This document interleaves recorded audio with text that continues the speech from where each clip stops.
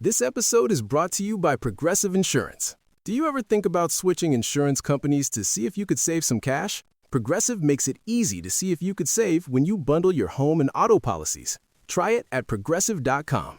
Progressive Casualty Insurance Company and Affiliates. Potential savings will vary. Not available in all states. For a small business owner, every day is full of surprises. Some great, some not so great. Like when a client cancels their order at the last minute. But here's a surprise you will like. Progressive provides small business owners with 30 customizable coverage options to help keep their business going strong. So go ahead, surprise yourself. Get a quote in as little as 8 minutes at progressivecommercial.com. Progressive Casualty Insurance Company and Affiliates and third-party insurers. Coverage is not available in all states or for all vehicles and coverage selections. Baseball isn't just a game, it's a pursuit, a chase full of failure, resilience, and the moments that define who we become. From the All Indiana Podcast Network, this is Chasing the Game with Phil Sanchez. Real stories from real players and real coaches who refuse to quit. All right, if you care about baseball in the state of Indiana, then you know our next guest. Cooper Trinkle is the scouting director for Prep Baseball Report Indiana and has his finger on the pulse of the entire state, from breakout prospects to hidden gems, from radar guns to recruiting boards. He's seen it all, evaluated it all, and written about it. For this episode, we talk about the growth of baseball here in Indiana, how the talent pool just keeps getting deeper, what college coaches are really looking out for, and why the recruiting process today looks so much different than it did even 5 years ago. If you're a player, if you're a parent, a coach, trying to navigate this landscape, this episode is a must listen. This is Chasing the Game. All right, Cooper, thanks so much for joining us, man. I really appreciate you coming on the show. Appreciate it. Thanks for having me, Phil. Let's start with you guys. We were just talking prior to the podcast getting rolling. This is like your busy season now, right? Explain that to some of our listeners. Yeah, so what we do at Prep Baseball is I always say, we cover all the bases of high school baseball within Indiana. And so for what we're doing right now, we run showcases throughout the state for the next 6 to 7-ish weeks. Leading up to the high school season, we go to Crown Point, we go to South Bend, Fort Wayne, Evansville. We hold several events in Indianapolis where we're collecting data, we're collecting showcase metrics on players. The high school players, before they're getting ready for their season, I always, what we use or what we offer is a third-party verified place for players that almost house everything they need for the recruiting process. So at their showcase event, we're doing the 60-yard dash. We're using TrackMan to get exit velocities, pitch velocities. We're measuring bat speed. We're measuring just about anything you can think of in a showcase. And this off season, like I said, over the next 7 weeks or so, we're set to see about 1,000 players from the state of Indiana. So, yeah, we're about to get very busy. And then, obviously, after that, we'll roll into the high school season, which is one of my favorite parts of the year. As you know, recruiting and scouting, it's come so far. And explain to our listeners or even parents out there why it's so important to take part in something like Prep Baseball Report or any of these showcases that you guys offer. Well, I think first and foremost, the profile on our website is the best thing that we have to offer. I always equate it to kind of a LinkedIn profile. It's your resume, right? So getting into our showcases, one, you get the opportunity to update your metrics. And so generally in the recruiting process, that's the first thing that coaches want to see. They want to know how fast you run, how hard can you hit the ball, how hard do you throw the ball, all those sorts, right? So getting that on a third-party website where coaches know that, when they go to our site, they know that's a real number versus social media nowadays. You could cheat it in several different ways. So, that's the biggest thing that we have to offer. But aside from that, it's just more of the logistics of college recruiting of, each coaching staff is, they're only going to be able to have 3 guys that are out seeing guys or seeing players. Yeah. And so while they're coaching during their season, they're focused on winning. So we're able to kind of do a lot of that legwork for those coaches. And we have connections with coaches from all across the state, all across the Midwest, all across the country, frankly, where I always tell guys, like, we see these players more than the coaches do.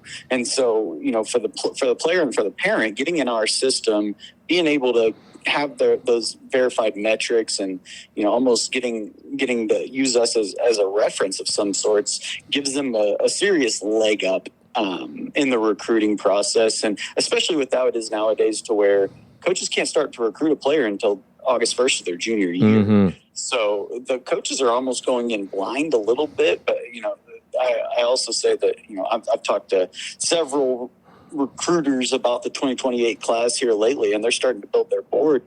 Kind of how that's starting is, they're going to host some camps, and they're going to have some guys on their campus, and they're going to see who does well at their camps. But they're also going to be talking to guys like me throughout the Midwest, and trying to find, like, hey, who are the 2028s that you like, because they're trying to get themselves ready so that August 1st they can jump right on it.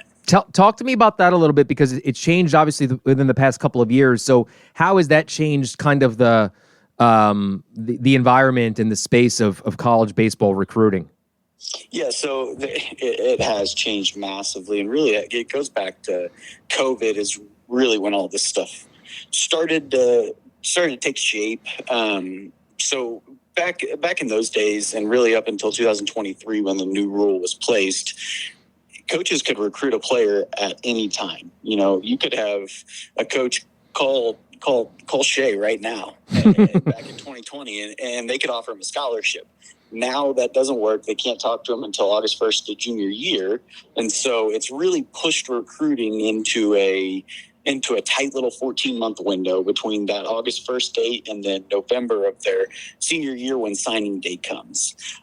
So it's really shrunk the window. There's some good things about it. There's some bad things. I don't think the coaches get to build the relationship with the recruits as much as they used to, but they also but also for the player, it's a huge benefit for the late bloomer, because now coaches still have money going into the junior year. So everybody has a chance to grow up before they get recruited. And then secondarily, I use our 26 class as an example because they were the last 8th graders to go through it. There were 10 8th graders committed in that class before they went into high school, but only 6 of them ended up at the school that they committed to. And so what that rule did, the best thing about it is it got rid of the stockpile talented 8th and 9th graders model, and then cut the ones that don't pan out as juniors.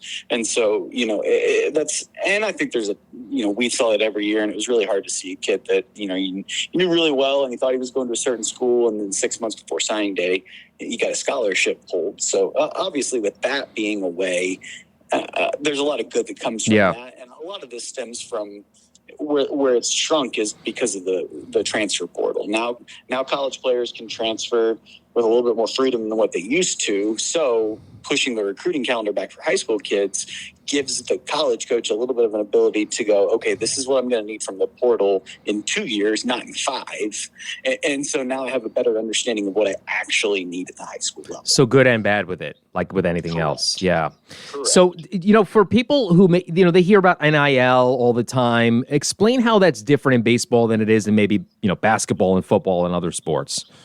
Yeah, so NIL, and it's still something that we're continuing to learn more and more about each year, but there's not as much money in baseball as there is in basketball and football. I'll put it that way. Like that's the best way to kind of sum it up. Right. But I will go the other end of, at the highest of levels, we're talking, the schools that are contending for Omaha each year, like they are coming into high school players, and high school guys are getting, 6 figures or more. Wow. To, go play college baseball, which is really cool. Like I said, it's not like football to where, you hear about some football programs and it's like they have a ton of guys making dang near $1 million on their roster. Like, we're not seeing that in baseball. And frankly, there's more schools that do have NIL than, just the teams that are contending for Omaha. But what we're seeing on a lot of these programs is that they're giving NIL money to guys that perform within their program. They're not giving it to high school kids as much. Now, there are that do, but for the most part, college baseball is rewarding its performers. They're rewarding the guys that do well within the program, and those are the guys that are making a little bit of money. And on top of that, we're seeing some of those schools that, we'll call it a Big Ten school, using their NIL money to keep their best player, at their program, because they know, hey, if I don't pay this guy, he could hit portal and go make 6 figures playing in the SEC. Right. So to sum it up, it's not as aggressive as what we're seeing in football and basketball, but it is certainly something that is starting to come on strong. And, we're hearing more and more high school kids getting money each year. You brought up the SEC, and this is really an interesting topic, Cooper, because you have a lot of kids, especially here in Indiana, who are very, very talented. They have a lot of tools, and they're getting recruited by SEC schools, ACC schools, and Big Ten schools. What do you recommend to those kids? Because a lot of times they'll go to this big time school and then, not see the field for 2 years. So what do you recommend to them? I mean, what's the better path? It's dependent on each situation, but it's always my first piece of advice with the recruiting process is always you have to go to wherever the best fit is for you, not what's going to be the coolest social media post, not what is going to be the biggest level that you can play at. And you talk about the guys from Indiana, and we do have a ton of talent here in Indiana. I'm looking at our 26 class. We have 8 guys committed to play in the SEC, and on top of that, 50 to 60 guys going to play Division I baseball. But exactly like you said, you take a guy that was probably a Big Ten fit, but he got an opportunity to go to the SEC, and he doesn't play for a year, and then that what that does for his development is tough. You lose a year of at bats, and it's gonna have its effect on the player. So it's you want to find the right fit because you want to get on the field. That's where real development happens by playing. And I have this this conversation more with the fringe Division I recruit than I do, the SEC schools or the Power 4 type, right? Because you could go to, let's say, you could get a fractional scholarship at a Division I school, or you could go get a ton of money to play at Taylor University. And at Taylor, you're going to play, you got more of a chance to play right away. You got a chance to contend for a national championship. And, they had a guy drafted in top 5 rounds last year. Right. 10 rounds. You might have to quote me. But that's more of, where I see it as opposed to SEC type, but it's about getting on the field. Where can you go play? Where can you go have a relationship with your coach? And I always use it of you have to go where you're wanted, not where you have an opportunity, but you're going to have your best experience in a program where they really want you. Why does Progressive work hard for truckers? Because truckers unite the world. They unite kids with their first drum sets and parents with earplugs. But truckers can't do this if they're not on the road. That's why Progressive has over 360 heavy truck employees to help truckers stay on time and on track. Quote truck insurance today in as little as 8 minutes at progressivecommercial.com. Progressive Casualty Insurance Company and Affiliates. You're listening to this podcast, so I know you've got a curious mind. Here's a helpful fact you might not know yet. Drivers who switch and save with Progressive save over $900 on average.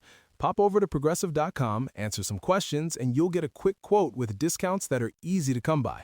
In fact, 99% of their auto customers earn at least one discount. Visit Progressive.com and see if you can enjoy a little cash back. Progressive Casualty Insurance Company and Affiliates. National average 12-month savings of $946 by new customers surveyed who saved with Progressive between June 2024 and May 2025. Potential savings will vary. I want you to be there. Yeah. Talk about the development, and you and I have talked about this for years, about how much baseball has grown as compared to maybe, 10, 15 years ago, even 20 years ago, where Indiana was purely thought of as a basketball school. It's kind of become, Midwest hotbed for baseball. No doubt. And it's one of my favorite things to talk about, just from the end of I'm an Indiana guy, and I'm an Indiana baseball guy first and foremost. I grew up in Columbus. I was a 2017 high school grad, so I really got to see all of this kind of transform in front of my face, and it has grown a ton. I mean, I look back at when I was playing. Graham Park had just started to come around when I was a junior or senior in high school, and I give a ton of the credit to the baseball development within Indiana to Grand Park. Grand Park brings in some of the best talent from across the Midwest on any given weekend in any given age group, to where our players have the luxury of, we drive 30 minutes up to Grand Park and we're able to play against some of the best players in the Midwest. And if you look even further on that, it's like it starts at 9, 10, 11U, to where, that's where our guys are building a great foundation, getting to play against premier competition week in, week out. And then it just continues to build itself from there. So that's one of the biggest pieces of this growth that I think. And then on top of that, I think our like in Indianapolis specifically, there's a ton of very quality training facilities just in Indianapolis. I could go on and name several, but I don't want to leave any off. But yeah. And they're starting to pop up throughout the state as well. And so, our guys are getting proper training in the off season, and they're playing against some of the best competition in the Midwest during the season, and that's kind of been the recipe to where all this growth has happened. Yeah, and of course, the advent of the indoor facility has helped tremendously, I would imagine. Oh, for sure. It's just, our guys have the opportunity, and it's partially because of, we can't play for 4 or 5 months out of the year, but our guys can go train more often than not. Our high school kids are more physical, more athletic than let's call it some other states because of those things. Yeah. And then we have the opportunity to train for that long. Development is something that is at the forefront within Indiana and in several different places. So yeah, it's a combination of all those things that have really brought baseball into being a power. It is a hotbed here in Indianapolis, and Indiana in specific. Looking ahead to the high school season, who are some of the kids that we should be looking out for, the seniors and underclassmen as well? Oh man, I could go on. I know. Give me a couple. I'll talk with our 2026 class, so the senior class here, because we do have a chance to have some of these guys have their name called in July. Like I go first to Sean Dunlap in Crown Point. He's our top-ranked senior in the state. He's committed to Tennessee. He's a catcher, 6'3", 200-pound catcher, runs a 6'4", 60, throws 85 from the crouch, hits the ball 110 plus. I've actually seen him hit a ball 115 before. He's a special talent. He's a guy that has a chance to get drafted day one of this year's draft, which is rounds 1 through 3. Wow. He's a really special talent. As I kind of go through Gannon Grant's another one from Center Grove. Mm-hmm.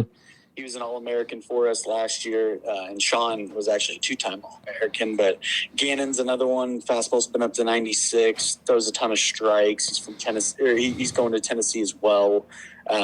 He's got a chance to be a high-round draft pick this year. Dylan Bowen from Hanover Central is another one.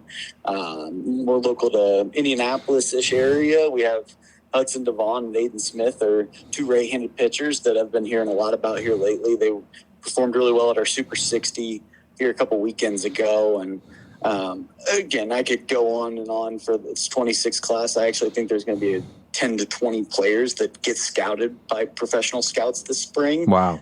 But those guys at the top are the ones that I'm really excited about, and specifically with Sean, because I think Sean does have some things that he could, if Sean goes out and has the year that I think he's capable of having, I think we could be talking about a first rounder or a comp pick, which is essentially a first rounder as well. And so just another one of those first round guys coming out of Indiana. I know we've had a handful of them here in the past 5 to 8 years. Yeah. And I talked to him about a year ago, Sean, for an article that I was doing, and he was very open about being a late bloomer. You and I have talked about that as well, about how, when you're young, even, 13, 14 is not necessarily going to be what you are when you're 17 or 18, and how important that is. And I'm sure you've seen a lot of guys have gone through that and become something that maybe they weren't when they were younger. Oh, for sure. And Sean's story is one of the coolest that I've gotten the chance to see. He was a guy that, and we did evaluate him early. We saw him early. He was a guy that we saw as a freshman, and we saw the we saw the tool set, specifically the arm. The arm was advanced at the age, and he had the body, but he was not the number one player in Indiana. I go back to, as a freshman, it was like 41st ranked player in the state and the number 2 catcher. And so he came to our fall state games as a sophomore, and we saw a ton of potential there. He juiced him up our rankings a little bit. And then he went into his sophomore year and he broke his leg and he missed his entire sophomore year. And so we hadn't seen him since kind of the fall of his sophomore year, so right after his freshman year, until the summer after his sophomore year. And I went and watched him, and I remember calling Phil Wade, who's our executive director. He's been running PBR Indiana since it started. And I remember calling him after one at bat and one throw to second base. I'm like, this Sean Dunlap is a guy. Long story short, he blew up that sophomore summer. He came to the future games with us and showed, he's one of the best catchers in the country. And that's when, his recruiting process took off after the future games, committed to Tennessee. We invited him to the All-American games, did really, really well there. But yeah, like you're saying, and I could give you several examples of this. It's like, this is a guy that, coming in, he was not the best 14-year-old in the state. He was virtually unknown as a freshman. And then it was like, bam, all of a sudden, he grew into his body. He's also a kid that he's super young for the class. Like Sean could reclass to 2027 class and nobody would bat an eye. He's actually going to graduate at 17 years old. Wow. And so that's something that we factor in as well. Just looking at, when are these guys going to hit their growth spurt? And so for Sean, he hit it about a year later than everybody. But then once he hit it, it was like, okay, like this guy has a chance to be a special talent. Yeah, he's a stud, no doubt. Coop, we could keep talking for on and on and on, and I could probably do an entire hour with you, but unfortunately we're out of time. Where can folks learn more about you and everything that Prep Baseball Report is doing and for upcoming events that might be happening throughout the spring and summer? Yeah, no, you're firing me up here. I love talking about Indiana baseball. It's something that I'm super passionate about. I love talking about what we do. For people who don't know as much about what we do, I would say prepbaseball.com.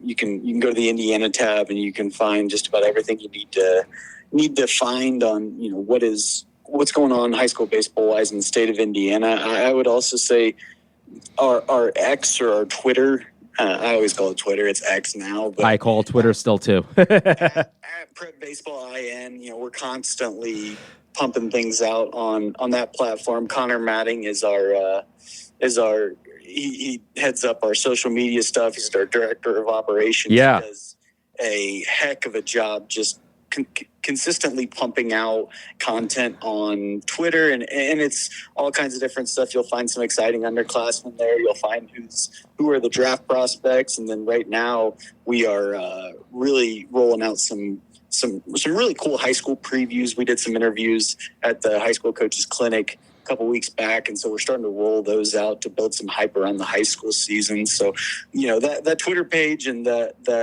our website are the two places I think you're going to find the most, but we're on TikTok, we're on Instagram, we're on Facebook.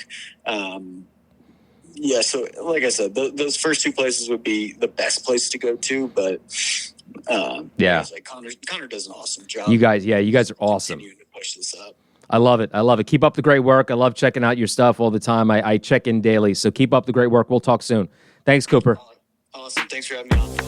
This is Chasing the Game with Phil Sanchez. Be sure to like and subscribe to this podcast, and be sure to check out other great podcasts on the All Indiana Podcast Network, online at allindianapodcastnetwork.com.